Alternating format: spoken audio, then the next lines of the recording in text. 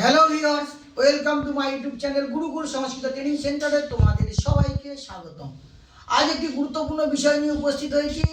সেই বিষয়টি হলো কি, যারা এবছর MA সেকেন্ড সেমিস্টারের স্টুডেন্ট রয়েছে রবীন্দ্র ভারতী ইউনিভার্সিটি ডিস্ট্যান্সে, তাই রবীন্দ্র ডিস্ট্যান্সে যারা সেকেন্ড সেমিস্টারের সংস্কৃতের MA পরীক্ষার্থী রয়েছে তাদের গুরুত্বপূর্ণ সাজেশান অর্থাৎ 100% কমন সাজেশান নিয়ে আজ আমি উপস্থিত হয়েছি। তোমরা আমার সাথে থাকো, আর যারা এখন আমার চ্যানেলে নতুন তারা অবশ্যই চ্যানেলটা সাবস্ক্রাইব করে রাখবে নতুন নতুন ভিডিও পাওয়ার জন্য। দেখো আমার সাথে থাকো, তোমার নোট ডাউন করে নাও। তোমাদের বলছি কি কোশ্চেন, যা বলছি তার বাইরে একটাও কিছু করতে হবে না। তোমরা জানো তোমাদের সংস্কৃতের ব্যাখ্যা লিখতে হবে, সেটা 6 নম্বরে। তাই 6 নম্বরে সংস্কৃত ব্যাখ্যা আমি 2 থেকে 3টে দিচ্ছি, বা বড় 4টে দেবো, তার মধ্যে তোমরা পেয়ে যাবে। বড় কোশ্চেন 2টো দেবো, একটা পেয়ে যাবে 100% কমন সাজে। তোমরা আমার সাথে থাকো, দেখো এবার বিষয়টা। প্রথমে তোমরা জানো যে সরস্বতীর মধ্যে উতসানো, দেখো নোট ডাউন করে নাও। উতসানো সরস্বতী ধীরা হিরণ্য বর্ততে, এই যে শ্লোকটা স্টার্টিংটা অল্প বললাম, এই যে শ্লোকটা এটা কিন্তু তোমাদের ব্যাখ্যার জন্য ইম্পর্টেন্ট। একটা করছো, তারপরে যেটা বলছি ইয়াতে রুদ্র শিবা, এই যে শ্লোকটা, এই শ্লোকটা কিন্তু করছো দুটো। তাহলে এই শ্লোকের স্টার্টিংগুলো পয়েন্টগুলো বলছি, তোমরা সেটা কিন্তু ব্যয় করে নেবে। তারপর বলি বলে হচ্ছে আপোহ যদ বৈতি সমা, এই যে শ্লোকটা এটাই ইয়ামিসু গিরিশ সন্ত, এই যে শ্লোকটা।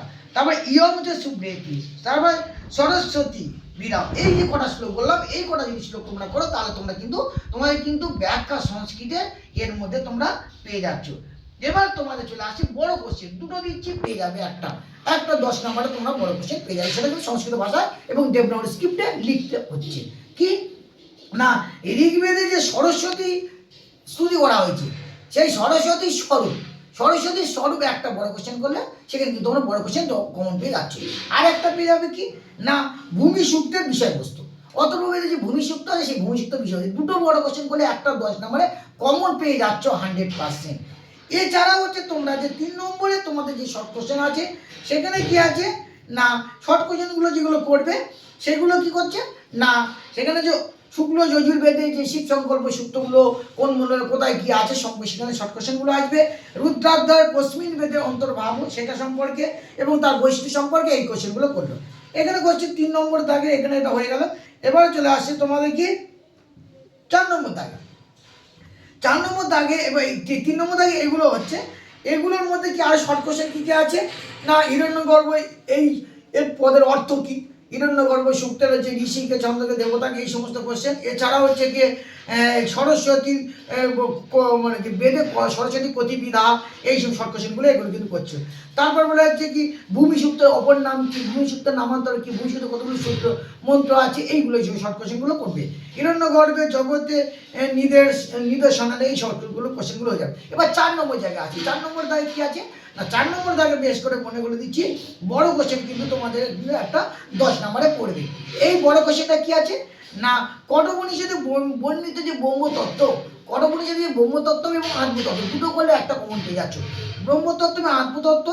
আর একটা কি আছে না, নচিকেতার যে কি কি বর পেয়েছিল, যে 3টে বর, প্রথম বর, দ্বিতীয় বর, তৃতীয় বর, 3 বর, যেকোনো একটা বরের মধ্যে একটা বর কিন্তু কোশ্চেন পড়বে। তাহলে এই জায়গাটা যদি কেউ করে তাহলে সে কিন্তু বা নচিকেতা কিভাবে জমালয়ে গেল গিয়ে এবং সেখানে কদিন থাকলো, তারপর তার কি কি বর দিয়েছিল, এই জায়গার কোশ্চেনগুলো করলে কিন্তু তোমরা কিন্তু কমন পেয়ে যাচ্ছ। এবার চলে আসছে কি কঠোপনিষদে, এখান থেকে কিন্তু এই বড় কোশ্চেন তোমরা যে করবে তার কিন্তু কমন হয়ে যাচ্ছে। এবার চলে আসি তোমাদের যে ওখান থেকে কিছু কিছু শর্ট কোশ্চেন আছে। মানে প্রতি অধ্যায় আছে, প্রতি বললো আছে মানে বললি কত, তারপর আত্মানা রতিনং গিরি শৈলম রকম বতু, এই যে শ্লোকগুলো, এই যে লাইনগুলোতে তারপর বাবা মিত্রবে তং দদা, কে কাকে বলেছিল, কেন বললো, কি প্রসঙ্গে বললো, এই শর্ট কোশ্চেনগুলো এখান থেকে যদি কেউ করো, নো আত্মা রতিনং বলে দিয়েছে। এবারে এই জায়গাগুলো যদি কেউ করে তাহলে কিন্তু তোমাদের আশা করি 2.1 অর্থাৎ 2.1 অর্থাৎ না ফার্স্ট সেমিস্টারের যে প্রথম পেপার সেই পেপারটা কিন্তু কমপ্লিট হয়ে যাবে। আশা করি তোমাদের ভিডিওটা ভালো লাগবে, ভালো লাগলে তোমরা লাইক করবে, যদি কোনো জানা থাকে কমেন্ট করে জানাবে। Thank you.